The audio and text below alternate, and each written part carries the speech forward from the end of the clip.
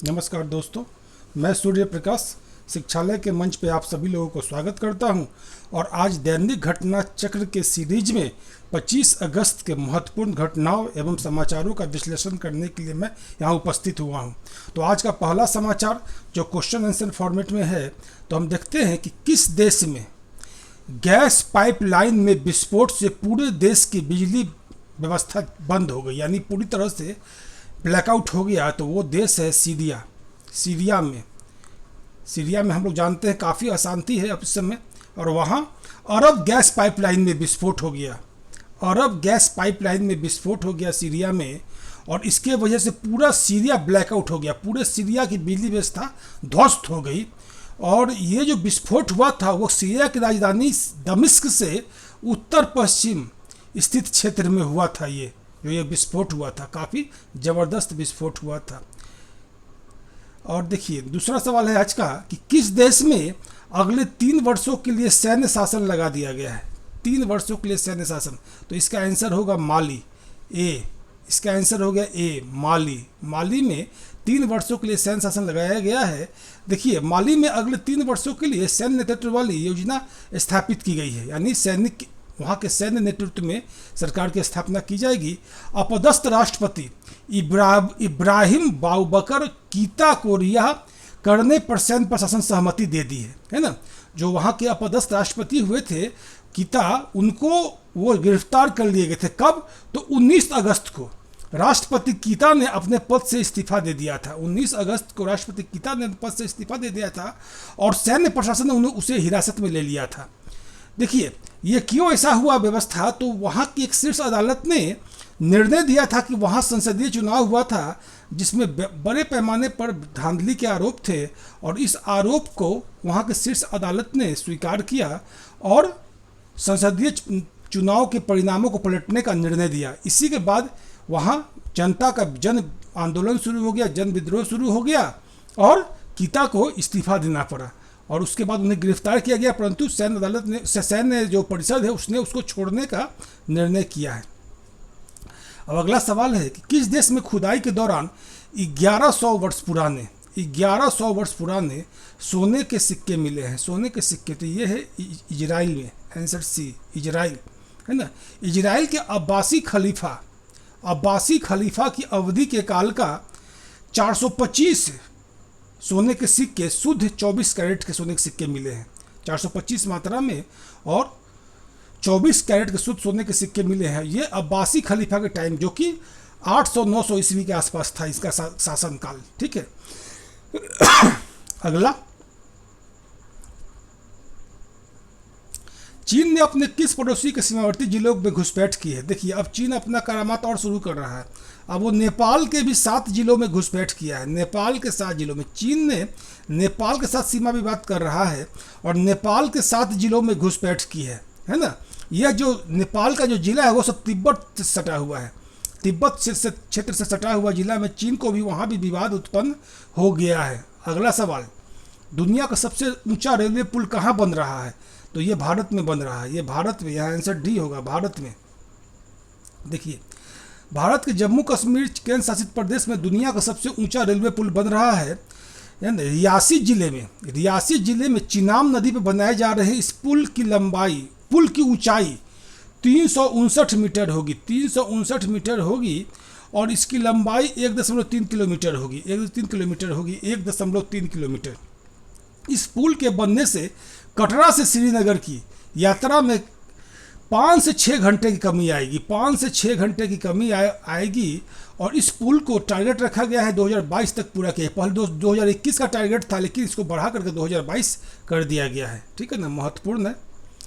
अगला सवाल, हाल ही में कितने रुपये सालाना टर्न ओवर करने वाले व्यापारियों को जीएसटी में छूट दी गई है।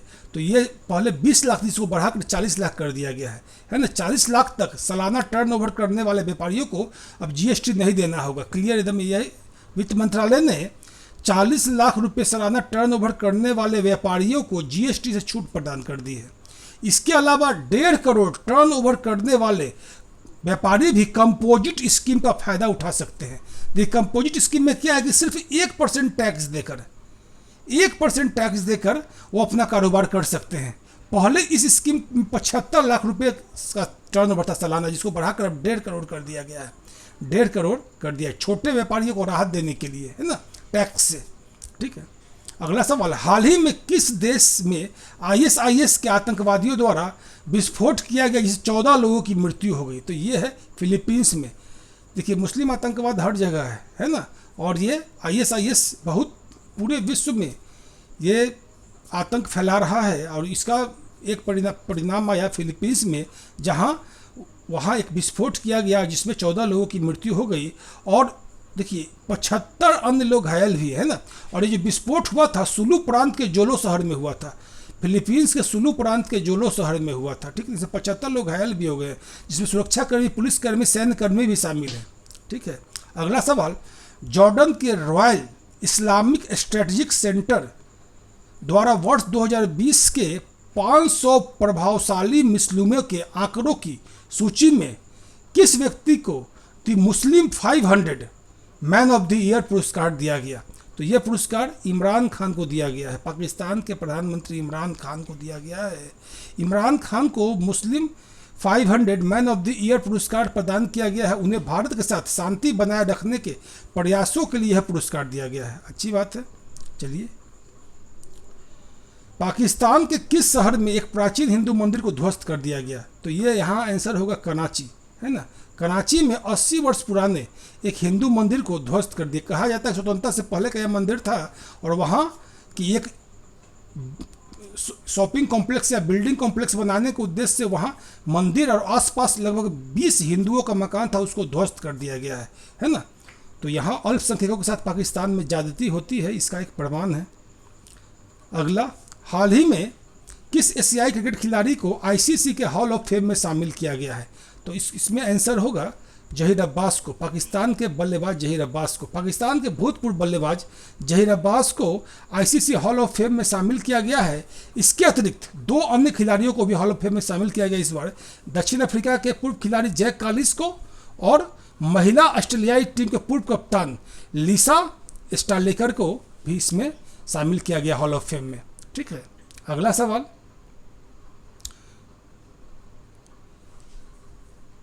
India tomorrow conversation with next generation of political leaders पुस्तक किसने लिखी है? यह पुस्तक लिखी है प्रदीप छिब्बर ने। प्रदीप छिब्बर ने लिखा है यह पुस्तक, और इस पुस्तक में के लेखक प्रदीप छिब्बर हैं, और इस पुस्तक में उन्होंने 50 वर्ष में, अपने 50 वर्ष के अनुभव में जो राजनेताओं का साक्षात्कार और उनके व्यक्ति संबंधी पहलुओं को उजागर किया है, प्रस्तुत किया है ना। इसमें महत्वपूर्ण नेताओं को, खासकर युवा नेताओं का इसमें शामिल है। किस कंपनी ने सबसे तेज चार्ज होने वाले इलेक्ट्रिक कार बनाने का दावा किया है? तो इसका आंसर होगा lucid Motors, D, lucid Motors. Lucid Motors ने दुनिया की सबसे तेज चार्ज होने वाली अपनी पहली इलेक्ट्रिक कार AIR9 को सितंबर माह में लॉन्च करने की योजना बनाई है। यह मात्र 20 मिनट में चार्ज होकर 400 किलोमीटर तक चल सकता है। 20 मिनट में चार्ज होता है, 400 किलोमीटर तक चलता है। बहुत अच्छा तकनीक है, और ये काफ़ी इससे फ़ायदा होगा, है ना, ऊर्जा की बचत होगी। तो हम आशा करते हैं कि ये सब कार आएगा तो निश्चित रूप से प्रदूषण और ऊर्जा का क्षय भी बचत होगा, कम होगा, ऊर्जा का बचत भी होगा, और प्रदूषण की समस्या को उससे भी व्यक्ति निजात प्राप्त करेगा। तो आज हम लोग दैनिक घटना चक्र के कार्यक्रम को यहीं समाप्त करते हैं, और कल फिर मिलते हैं। तब तक के लिए नमस्कार।